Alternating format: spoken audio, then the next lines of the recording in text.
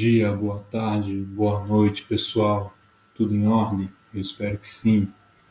Vamos para mais uma aula aí sobre a Primeira Guerra Mundial, dando um pulo, na verdade, na Revolução Russa, tá bom?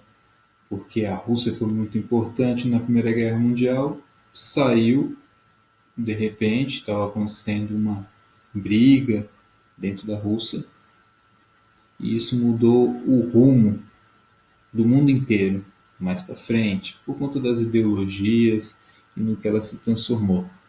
Beleza? Vamos nessa então. Primeira Guerra Mundial durou 4 anos, aquela guerra que o pessoal pensou que fosse rapidinho, aquela guerra que, já sabemos, não foi por conta do assassinato do arquiduque Francisco Ferdinando. Na verdade, existia um interesse dos europeus com a África, da Alemanha, que se industrializou muito rápido e também queria um pedaço maior da África. Então ali o assassinato do Francisco Ferdinando foi só uma desculpa, foi só, opa, é aquela coisa quando você está em uma roda entre amigos e aí um pisa no pé do outro, já começa aquele empurra, empurra, e aí briga, briga, briga, certo? Mas sabemos bem que, ao que parece, a guerra foi gerada por essa questão de pegar mais territórios na África, o imperialismo dos países europeus com interesse no que tinha na África, certo? Então vamos lá. Durou 4 anos, eles achavam que não ia durar tanto, ninguém estava preparado para uma guerra tão duradoura, certo? Vimos também na última aula aquela questão da guerra das trincheiras, aquela coisa horrível, onde eu fico em um cantinho aqui, o outro país fica em um cantinho aqui, em um buraco, o meio é uma zona morta, terra de ninguém. Se você levantar a cabecinha do. Você tá lá naquele buraco da trincheira, você levantou a cabecinha para ver se, opa, tá limpo, você já tomava um tiro, uma coisa muito difícil. Falamos também sobre como era o dia a dia nas trincheiras, eles caçavam ratos, eles tinham muitas doenças, tá bom? Mas também havia solidariedade. Quando não tinha um capitão muito chato dos dois lados, os soldados se conversavam, falavam: "Ô, vamos trocar uma ideia? Tal, aqui tá faltando comida. E aí? Vocês têm agasalho? Não, aqui tá faltando agasalho. Então vamos fazer uma troca. O comandante foi embora. Então dá pra gente trocar uma ideia e fazer umas trocas." O comandante chegou, é briga, é treta e é a violência em pessoa, tá bom?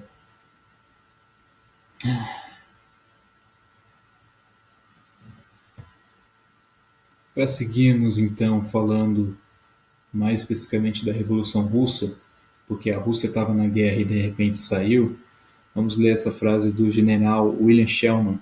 Ele diz: "Somente aqueles que nunca deram um tiro, nem ouviram os gritos e os gemidos dos feridos, é que clamam por sangue, vingança e mais desolação. A guerra é um inferno." Tá? Isso aí é a impressão que ele tinha da guerra. A guerra é horrível. Aquela pessoa que fala: meu, nossa, se tivesse uma guerra eu queria participar e coisa e tal, que emoção. São a molecada que fica jogando videogame o dia inteiro e pensa que a guerra é como se fosse um Call of Duty ou um Counter-Strike. A guerra é algo horrível. Se pudéssemos escolher, não teríamos mais guerras. Mas vamos para frente.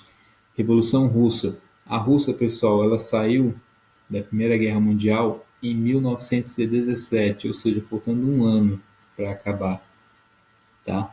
A gente vai voltar um pouquinho para falar um pouquinho da história da Rússia, do porquê que ela saiu da guerra e foi o primeiro país socialista do mundo, tá? Comunista não, socialista, a gente vai entender isso. Então eu trouxe para vocês aqui uma imagem da Catedral de São Basílio, tá? Essa catedral é muito bonita, a arquitetura dela, é uma coisa até meio da Disney, parece. E por incrível que pareça, essa catedral ela foi construída em 1600, tá? Lá por volta de 1600, ou seja, não é uma arte contemporânea. Catedral de São Basílio, tá? Muito bom. Representa é um cartão postal da Rússia, certo? Um dos cartões postais da Rússia. Catedral de São Basílio está em Moscou, beleza? Vamos nessa então para o próximo slide.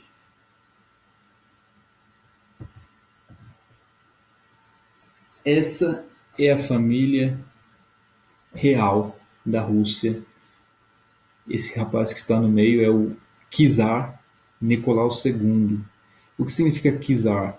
Czar em russo seria a mesma coisa equivalente a imperador, tá bom? Czar se escreve Cesar, se lê Czar, a mesma coisa que imperador. Então, o imperador Nicolau II e a sua família. Pessoal, o Czar II, ele, ele é de uma família que a gente fala família Romanov, é uma dinastia. Essa família Romanov governou a Rússia desde 1600, ou seja, de 1600 até 1917. Uma família só, passando o poder de maneira hereditária, governou a Rússia sozinha todo esse tempão, tá? E Nicolau II, esse rapaz aqui, com um corte muito da moda, essa barba bem contemporânea, e sua família com muitas mulheres. Ele só tinha uma mulher, eu digo, ele teve muitas filhas. Foi o último monarquista da Rússia, tá? Ele foi morto. Primeiro ele abdicou do poder. Vamos entender por que então.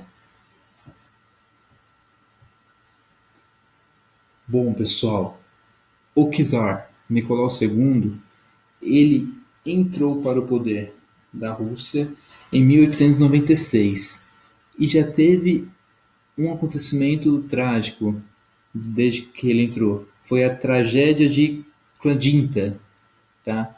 Que seria o quê?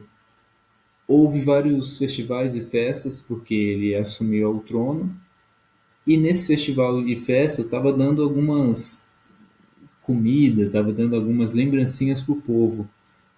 O povo ficou sabendo que não teria para todo mundo essas lembrancinhas. Então o povo saiu correndo pelas escadas ali de Moscou e acabou sendo atropelado, acabou eles mesmos se atropelando e morreram muitos pisados, tá?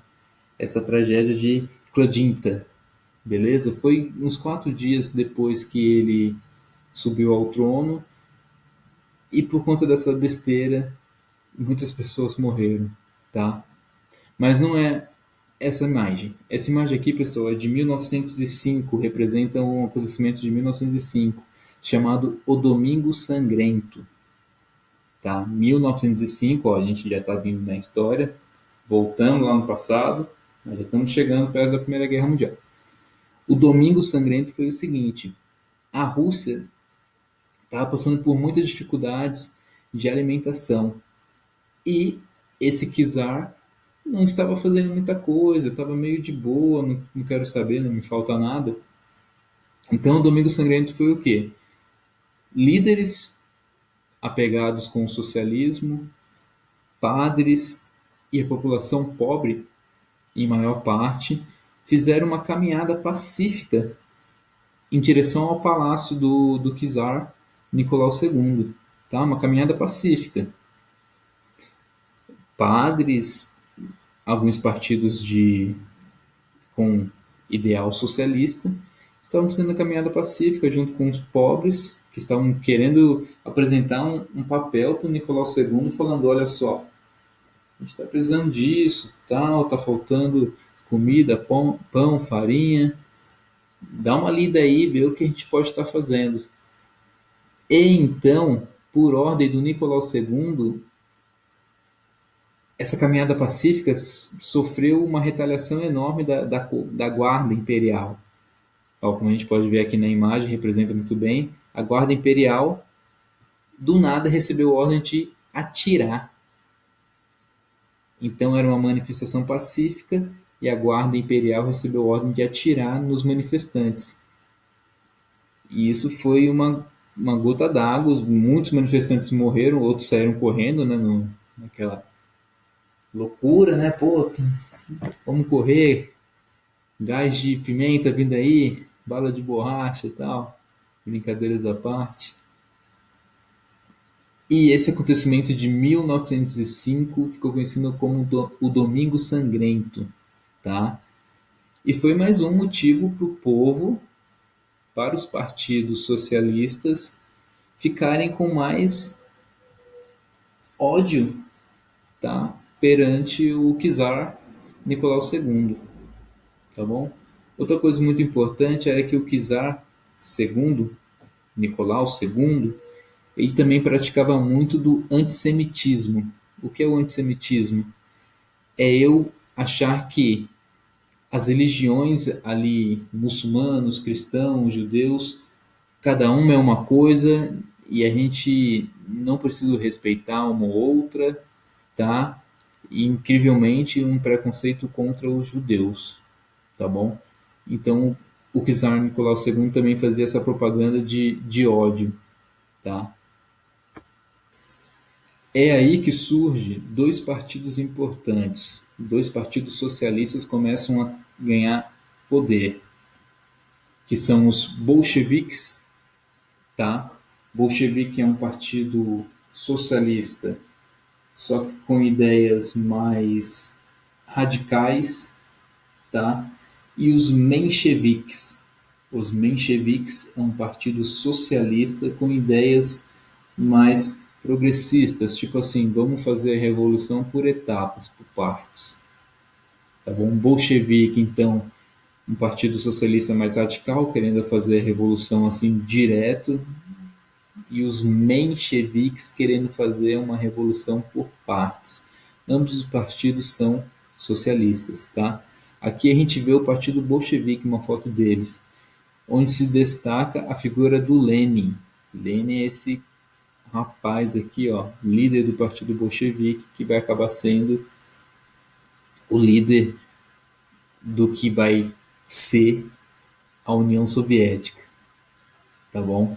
A, a Rússia vai ser chamada de União Soviética a partir do momento que o Lenin entra no poder, que é esse rapaz aqui com essa touquinha. Ele é o único de touquinha na foto, todo estiloso. Ok, esses são os membros do partido bolchevique, aquele partido mais radical, tá bom?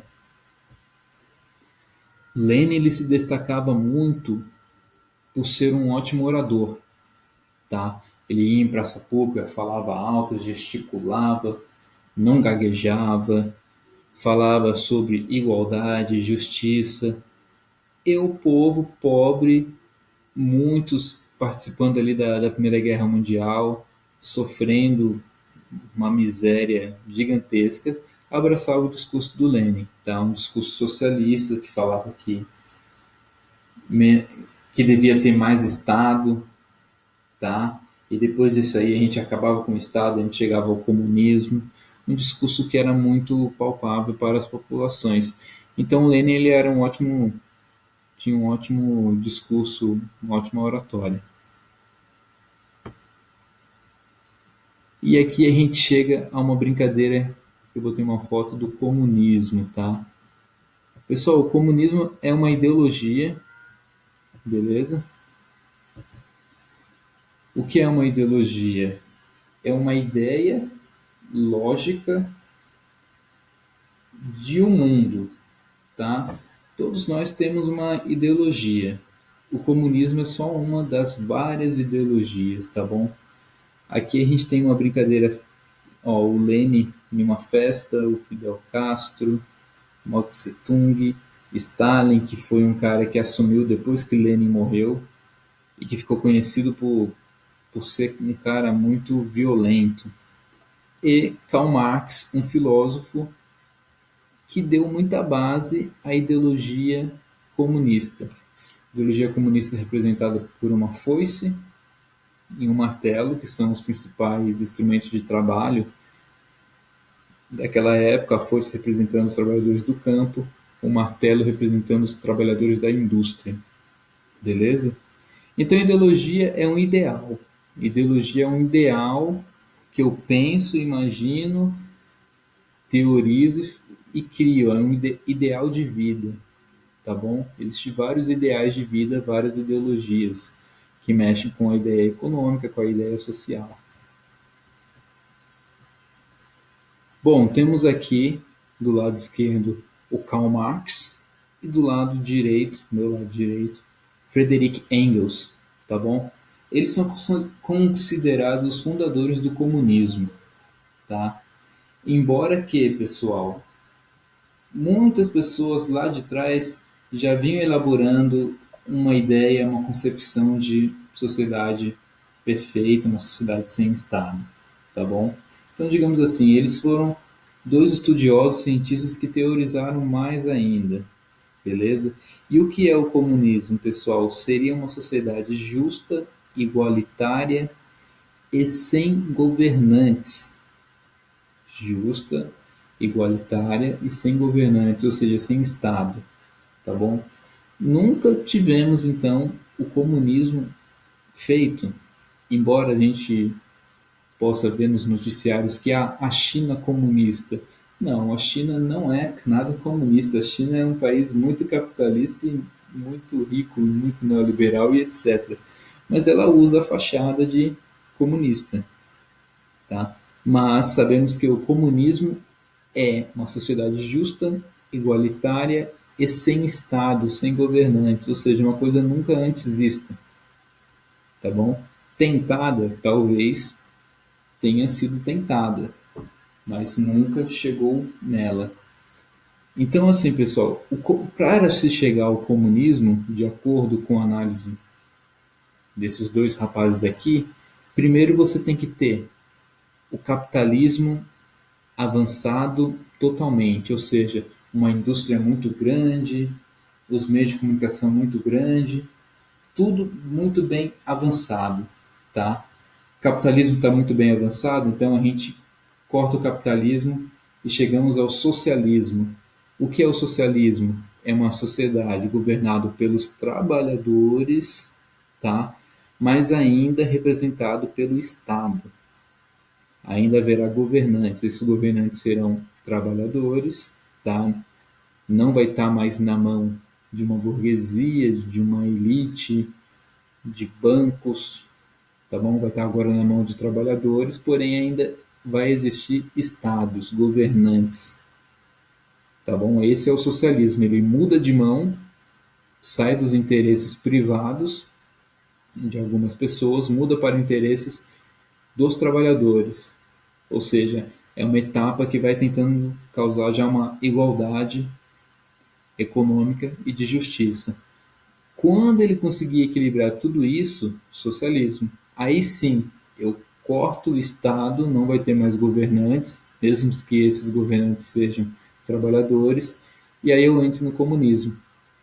Uma fase que eu já tenho um avanço industrial tecnológico gigantesco e o povo já está educado o suficiente para viver sem líderes e governantes. Ou seja, nunca chegamos no comunismo, tá bom? Talvez alguns países chegaram ao socialismo, que é um Estado centralizado, tá bom? Governado por trabalhadores, beleza? Esses dois cientistas, fora essas ideias comunistas, eles têm ideias de âmbito econômico, social, que fogem à ideologia comunista, que é muito legal de ser lida, beleza? A Origem da Propriedade Privada, do Friedrich Engels, e uma obra do Marx que se chama O Capital, que é uma crítica ao sistema capitalista. Eles são encarados os pais do comunismo, embora o comunismo já existia, a ideia de comunismo já existia bem antes deles teorizarem sobre, começarem a conversar sobre, já existia uma ideia de comunismo. Porém, eles foram os dois cientistas, filósofos, que mais teorizaram sobre o comunismo, beleza? Karl Marx e Friedrich Engels. Outra ideologia muito parecida com o comunismo é essa aqui do azinho, que vocês já devem ter visto, pichado. Na maioria das vezes a gente vê pichado nas ruas ou em banheiros e etc. Esse é o azinho de anarquismo, tá bom?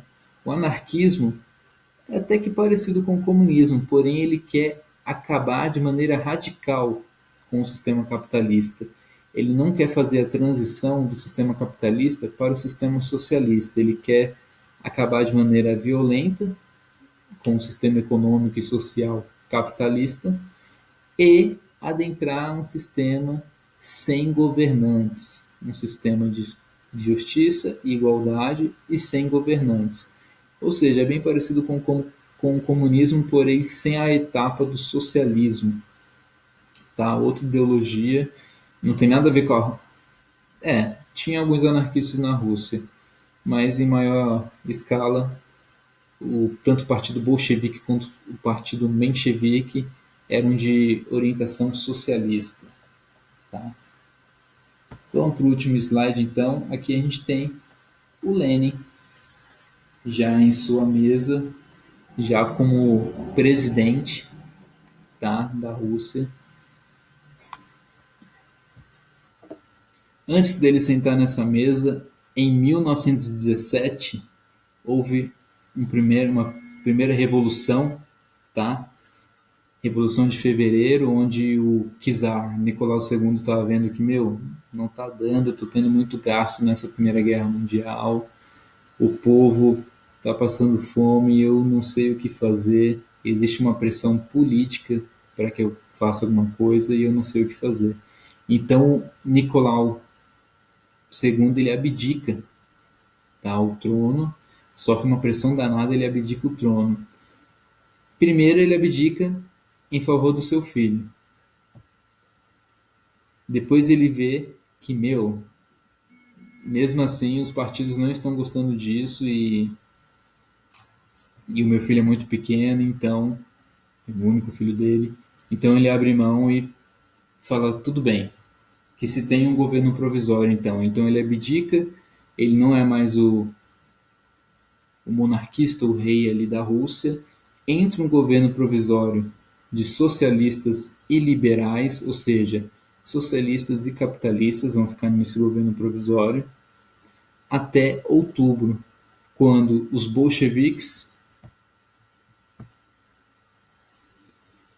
vão fazer uma pressão danada, tanto nesse governo provisório de liberais e socialistas, e vão conseguir a maioria de votos e vão dar a cartada final, que vão, em outubro, 25 de outubro, governar a Rússia, tá?